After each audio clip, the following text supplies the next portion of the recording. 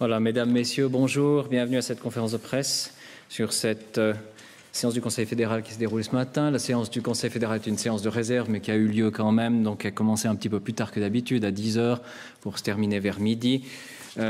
Plusieurs thèmes ont été traités, vous avez reçu des communiqués à ce sujet, encore un communiqué qui vous parviendra cet après-midi sur des nominations au DDPS.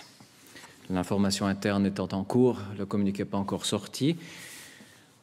Sur les sujets qui ont été traités ce matin, je crois que vous avez vu les communiqués, je n'ai pas besoin d'y revenir, je reviendrai seulement sur deux d'entre eux. Tout d'abord sur les sanctions contre la Syrie. Le Conseil fédéral avait déjà pris des mesures il y a une semaine à ce sujet. Il a repris des mesures en fonction simplement des décisions qui ont eu lieu au sein de l'Union européenne de renforcer ces sanctions. Et la Suisse ne voulait pas, par conséquent, servir de plateforme de détournement de ces sanctions, raison pour laquelle elle a adapté une nouvelle fois son ordonnance. Voilà la raison de cette décision aujourd'hui. Deuxième question sur laquelle je reviendrai, c'est la question du contrôle de constitutionnalité. Vous avez vu aujourd'hui le Conseil fédéral suit la Commission des affaires juridiques du Conseil national et accepte d'instaurer un contrôle constitutionnel des lois fédérales et d'abroger aussi l'article 190 de la Constitution. Mais il faut préciser ici que le Conseil fédéral entend limiter le contrôle constitutionnel aux cas concrets portés devant les tribunaux. Il rejette aussi l'idée, c'est la même idée d'ailleurs que la Commission, l'idée d'un contrôle abstrait des normes. En conséquence, une loi jugée non conforme à la Constitution ne serait pas abrogée, mais ne serait simplement pas appliquée dans le cas concret qui serait soumis à la décision des juges. Il importe en effet d'éviter pour le Conseil fédéral que des divergences d'opinion politique ne soient portées dans l'arène du pouvoir judiciaire en dehors du cas d'application.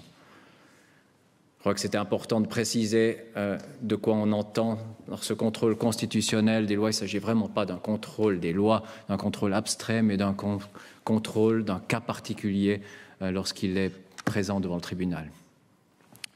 Voilà ce que je voulais rapidement vous dire sur cette séance de ce matin. Bien sûr, je suis à votre disposition pour des questions sur des autres sujets. Monsieur Petigna. Oui, est-ce que le Conseil fédéral a discuté ce matin des conséquences financières des décisions prises en matière d'armement et de militaire, du rapport sur l'armée? Il en avait déjà discuté la semaine dernière. Je vous en avais dit un mot suite à des questions qui avaient été posées ici dans le cadre de cette conférence de presse. Il a simplement constaté aujourd'hui que ces décisions sont devenues un peu plus définitives. Je vous avais aussi dit que la question qui se posait, puisque le Conseil fédéral avait proposé un modèle à 4,4 milliards de francs, il y avait une certaine différence avec le modèle qui est prévu maintenant par le Conseil national et adopté aussi par le Conseil des États. Il s'agit de concrétiser maintenant ce que signifient ces 600 millions par année de plus qui sont prévus dans la solution du Parlement. Ça va être fait dans le cadre d'une discussion au Conseil fédéral au cours de ces prochaines semaines.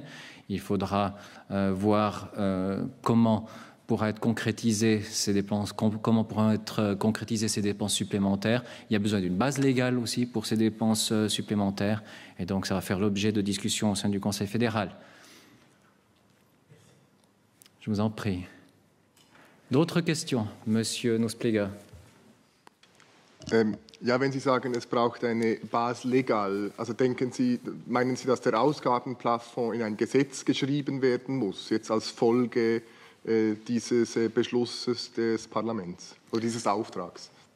Ja, gemäß dem Bundesrat, also es gibt einen Teil der Ausgaben, die man hätte absorbieren können im Rahmen des ordentlichen Budgets. Das war schon so vorgesehen, aber mit diesem Unterschied braucht es natürlich mehr und dafür braucht es auch gesetzliche Grundlagen. Welche genau, das muss der Bundesrat auch natürlich noch alles definieren.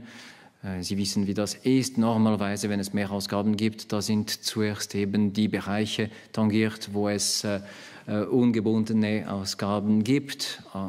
In anderen Fällen muss auch eine Gesetzanpassung stattfinden. Das sind alle die Fragen, die auf dem Tisch im Moment sind und die der Bundesrat zuerst diskutieren muss. Heute kann ich noch nicht konkreter werden. Herr Studer? Noch schnell, eben diese gesetzliche Basis, hat es mit der Schuldenbremse zu tun oder Ausgabenbremse? Oder was ist eigentlich der Grund, dass man das anpassen muss?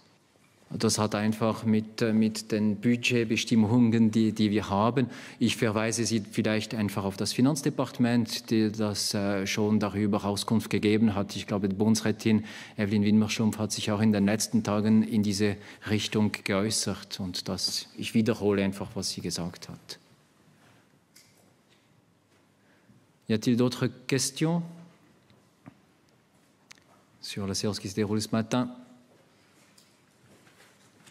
Si ça n'est pas le cas, il ne me reste qu'à vous souhaiter une excellente journée, un excellent week-end et bon repos après cette semaine chargée en décisions.